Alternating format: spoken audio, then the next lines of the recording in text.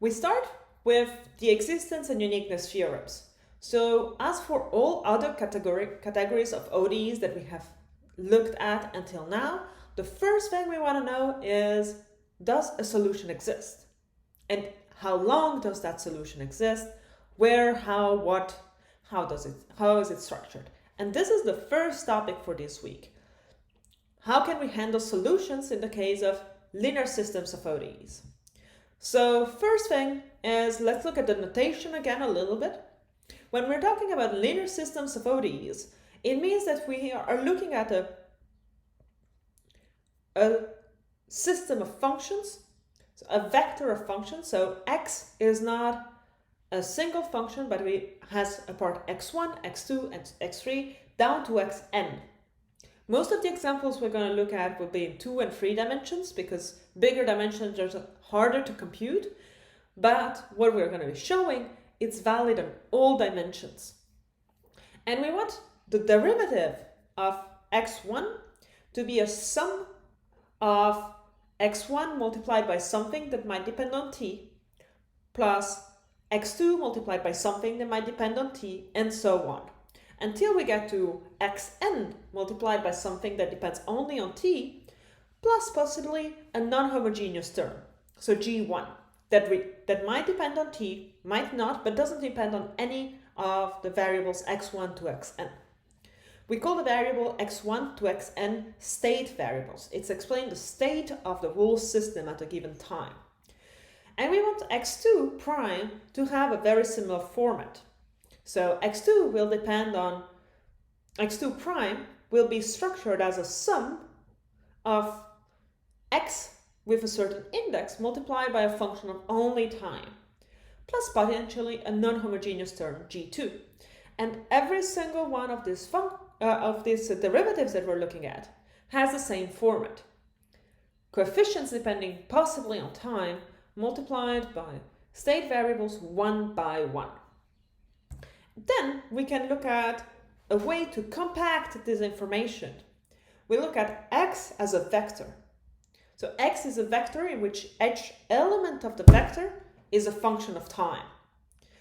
Then we can also capital P the matrix with all the coefficients. So here in this notation we have introduced P11 as the multiple of x1 in the line that refers to x1 prime. If we write things as matrices, then P is this big square matrix in which each coefficient is represented once. And then we have a vector G of the non-homogeneous terms. So G is again a vector of functions, and you have G being a column vector with G1, G2, down Gn. And if we have rewritten things like that, then our system becomes much easier to write down. Because instead of having n lines and many columns, we can just write x prime equals matrix P times x plus G, with the understanding that within the vector x, within the matrix P, and within the vector G, we have functions that depend on time. Sometimes we might even write that the vector itself is a function of time. Such as in this case, x vectored function of time. We say that a vector is a solution if its components satisfy all the equations. So in a system of ODEs, you need to satisfy all equations all the time. We say that a system of equations is homogeneous if the non-homogeneous term is equal to 0. So if we only have x prime equal to px, where x is a vector and p is a vector. Sometimes we want to give notations for multiple solutions. So we want to say that there is a solution x1, a solution x2, a solution xk. But we also have the component x1 and the component x2, so it's hard to look at all of that at the same time. So to indicate multiple solutions, instead of writing the number of the solution as an index underneath, we write it as an apex on top. So x, so to say, at the power, parenthesis 1, close parenthesis. This might overlap with the definition of higher order derivatives that we had in other situations. But the interesting part is that when we are able to add a system, we always are talking about linear ODEs. So we never have to think about how many derivatives we're looking at. We can safely use this new notation to indicate multiple different solutions. And once we have introduced this notation, the first step that we have is the extension of the principle of superposition to linear ODEs. So as was the case in linear first order and second order ODEs that were not in a system, also when we're talking about systems, we can superpose solutions. So if x1 as x power 1 and x2 as in two different solutions are solutions of a specific ODE system that is x prime equal to px, then their linear combination is also a solution of the same ODE. So c1x1 power function of t plus c2x2 function of t is also a solution for any c1 and c2. We can apply this principle multiple times. So for one time we go from x1 and x2 to c1x1 plus c2x2, and then we add a new solution x3, a new solution x4, and so forth. So if we have k solutions, x1, x2, x3 down to xk, or each of them being a solution of x prime equal p of x, then the linear combination of all of them is also a solution. What we have to think about is that, yeah, we can apply this principle of superposition many times, but if the thing we are adding is linearly dependent from the things we had already, then we're not really making a new solution, we're just adding new coefficients. So adding a new solution to our pool of solutions that we have already is useful only if the solution that we're adding to the pool we have is linearly independent. So think about this. Now we have vertically rewrite the coefficient of all the solutions we have found, and if you're looking at the matrix capital X, if we want every column to be linearly independent from everyone else, well, at most we have as many columns as we have rows. So we receive at most n different linearly independent solutions. If they're linearly independent, they're different. Anyway, when we're trying to solve a problem x prime equal p of x, we want to look for n linearly independent solutions.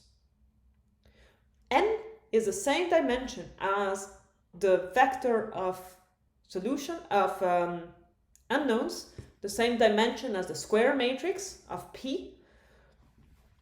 And if we have n solutions, x1 down to xn, they are linearly independent at time t if the determinant of the big matrix X that we just defined at time t is different than 0. Does this remind you of anything? Well, this is the Vronskin. We defined it in a special case for ODEs of second order, linear second order ODEs. But now that we have this more general approach to solving linear ODEs, because we can take any linear ODE, change it into a system, and now play on the level of the system, now we can define the Vronskin in a more general way. We define the Vronskin of functions x1 down to xn computed at time t as the determinant of the big matrix X that we just introduced, computed at time t. Notice how we can compute x at time t and then compute the determinant, or compute the determinant of x that is a function of time and then compute the determinant of x at time t.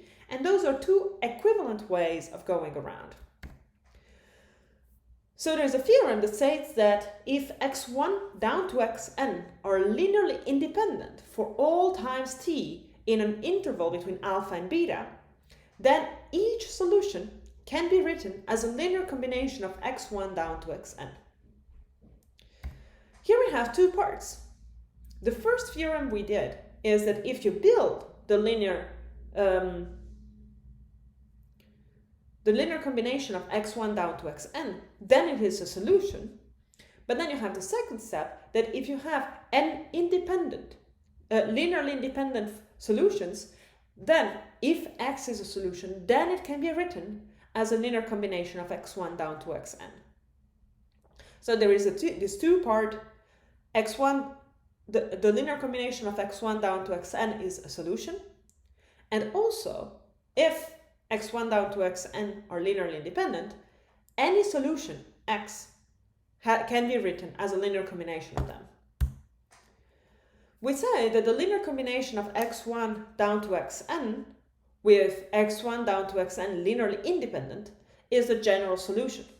And we say that the fundamental set of solutions is given by x1 and x2 down to xn, with x1 down to xn linearly independent for each time t in an interval alpha to beta.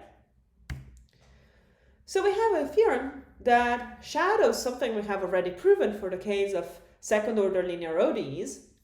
If we have n solutions of x prime equal px, and these are solutions on the interval alpha to beta, then either the Wronskian is 0 for all times in the interval alpha to beta, or it's always not 0 for in all the interval alpha to beta. What does this mean? As for the case for second order ODEs, we can compute the Wronskian at any value of t, and finding it different than 0 will guarantee linearly independence. If we find it equal to 0, then we have linear dependence of the solutions. We have also another theorem that again shadows the theorem that we had for second order ODEs. If we find solutions x1 down to xn that satisfies the initial conditions that at time t0 for any t0 in the interval alpha to beta, xi, where I is the solution we're taking, position j is 1 if I and j are equal or 0 otherwise, then this constructs a set of linearly independent solutions. So this constructs a fundamental set of solutions. Why? Because we can compute the Wronskian at time t0, and that would be non-zero. This is a trivial extension of the theorem you had about the Wronskian for second order ODEs. The only difference is how the notation has changed to evolve to any dimension. So here, the dimension of the system we're looking at, it could be 2 dimensions, and we retrieve the same result as we had for second order ODEs, or it could be any dimension higher than 2. And a last theorem, if we have a linear system of ODEs, not homogeneous, with a square matrix P, if a solution X is of the form ut plus I, the imaginary number, vt, then u and v are also solutions of the same ODE. This is something we have seen again in the case of second order ODEs and in the case of first order ODEs. Now we have this flexibility of jumping from the complex case to the real case.